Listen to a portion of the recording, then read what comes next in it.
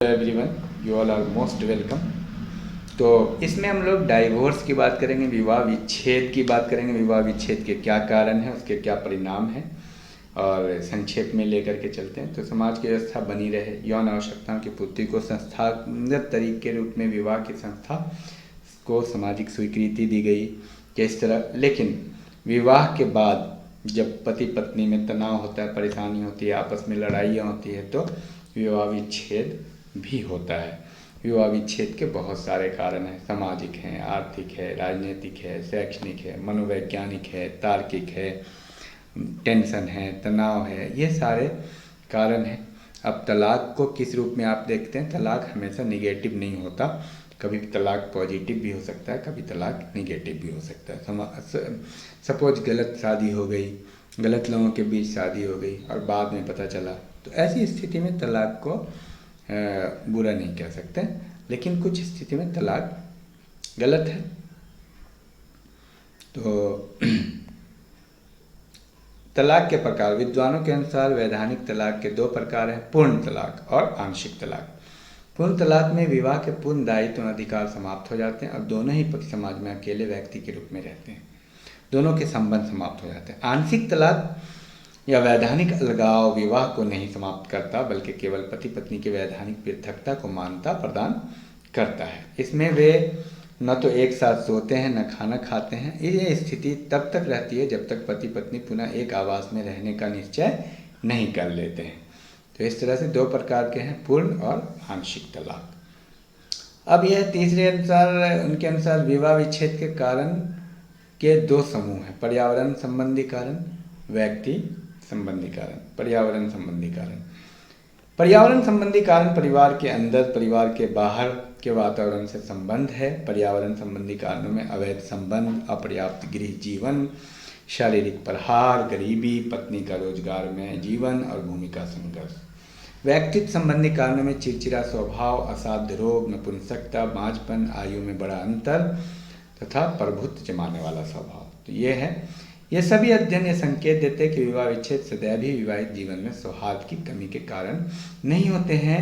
निसंदेह कुछ पत्नियां अपने पति के दुर्व्यवहार, क्रूरता और उपेक्षापूर्ण रवैये के कारण विच्छेद चाहती है, लेकिन कुछ मामलों में स्त्रियां इसलिए तलाक चाहती कि अपने ससुराल वाले से तंग आ जाती है। तो तलाक को मतलब तलाक पॉजिटिव भी हो सकती है और निगेटिव भी हो सकती है। विवाह विच्छेद के कारणों पर सैद्धांतिक दृष्टिकोण विवाह विच्छेद पर किसी भी व्याख्या को चार कारणों पर ध्यान देना चाहिए। वे कारक जो विवाह मूल्यों को प्रभावित करते हैं, वे कारण जो बदलती आर्थिक व्यवस्था तथा उसके सामाजिक आदर्शवादी अधिसंरचना, विशेषकर परिवार के मध्य संघर्ष के कारण उत्पन्न होते हैं, अंतःक्रिया की परिस्थिति, मूल्य तथा लाभ का विचार। तो ये सब हैं। ये सारे विचार को देखते हुए ध्यान देने की ज़रूरत है कि विवाह के आखिर क्या, तलाक के आखिर क्या कारण है। तलाक के एक कारण नहीं होते हैं। अब हम इसमें आगे देखेंगे कि तलाक प्रक्रिया कानून द्वारा मान्यता प्राप्त होने के पश्चात तलाक के निम्न लिखित प्रक्रिया और विधानों में उल्लेख किया गया। तलाक के लिए आवेदन पत्र न्यायालय में दिया जाएगा। तलाक के लिए प्रार्थना न्यायालय तलाक और विवाह से संबंधित सभी मामलों की जांच करने के बाद पति पत्नी को तलाक की आज्ञा प्रदान करेगा। यदि एक बार किसी युगल को न्यायालय से विवाह विच्छेद या तलाक की अनुमति प्राप्त हो जाती है, तो 1 वर्ष की अवधि के अंदर वो युगल पुनः विवाह करने के लिए अदालत से प्रार्थना कर सकता है। तलाक के बाद न्यायालय व्यवस्था कर सकता है कि प्रार्थी द्वारा दूसरे पक्ष को जीवन पर्यंत या जब तक दूसरा विवाह न कर ले तब तक के लिए जीवन यापन के लिए आवश्यक सहायता या खर्च दे। न्यायालय व्यय के संबंध में अन्य आवश्यक आदेश भी दे सकता है, जिसके आधार पर प्रतिवादी के खर्च या जीवन यापन संबंधी सुविधाओं तथा अन्य बातों की व्यवस्था हो। ये सारी चीज़ें हैं।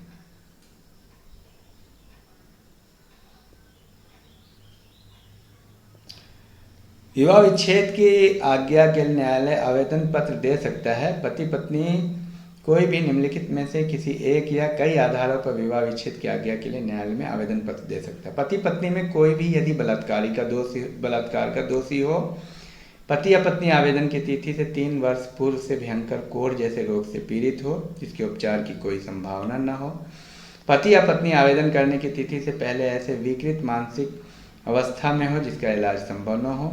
यदि पति या पत्नी ने विवाह के समय के अपने धर्म में विवाह के बाद परिवर्तन किया हो तो आवेदक को तलाक प्राप्त करने का अधिकार होगा। विवाह के पश्चात स्थितियों में यौन संबंधी निम्नलिखित आधार पर पत्नी अपने पति से तलाक ले सकती है। पति बलात्कार करने का दोषी हो, पति नपुंसक हो, पति गुदा मैथुन का दोषी हो, पति पशु मैथुन का दोषी हो। यदि पति या पत्नी को संक्रामक यौन रोग हो गया तो वो हिंदू विवाह अधिनियम के आधार पर तलाक के लिए आवेदन कर सकता है।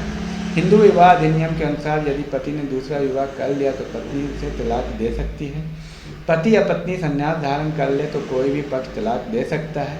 पति या पत्नी में से कोई भी पक्ष यदि विवाह से प्राप्त वैधानिक अधिकारों की रक्षा उनका सम्मान नहीं करते तो दूसरे पक्ष को यह अधिकार रहता है कि वो तलाक प्राप्त कर ले।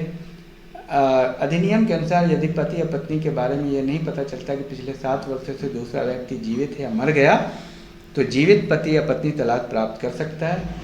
हिंदू विवाह अधिनियम के अनुसार तलाक प्राप्त ये सारी चीज़ें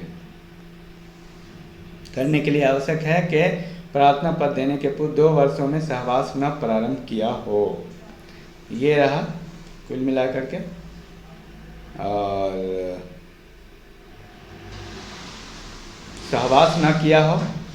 भारत में तलाक को वैधानिक आधार प्राप्त होने से अब तक तलाक की दर में तेजी से वृद्धि हुई है। समाज में आधुनिकीकरण की प्रक्रिया जारी रहने और पाश्चात्य सभ्यताओं के प्रभाव के परिणाम स्वरूप भारत में अब विवाह विच्छेद होने लगे हैं। विवाह के पीछे धार्मिक भावनाओं का महत्व कम रहा है, परंतु विदेशों की अपेक्षा भारत में विवाह विच्छेद की गति काफ़ी धीमी है। तो कुल मिलाकर विवाह विच्छेद व्यक्तिवादिता, स्वार्थ, आर्थिक, राजनीतिक, शैक्षणिक, धार्मिक कारण भी हो सकते हैं।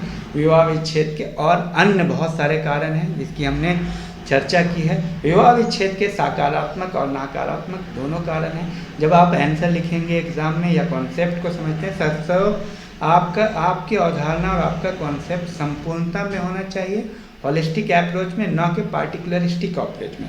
तो तलाक जो है अच्छा भी हो सकता है और बुरा भी हो सकता है, और परिस्थिति पे निर्भर करता है उस लड़की के लिए।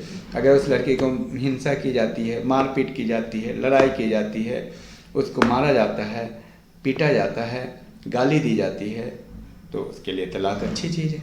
लेकिन तलाक उससे दहेज की मांग की जाती है, लेकिन तलाक अन्य कारणों से भी होता है, तो लड़ाई झगड़े के कारण भी होता है। तो तलाक कुल मिलाकर के एक समाधान भी है और एक समस्या भी है। किस नज़रिए से देखते हैं इस पे निर्भर करता है।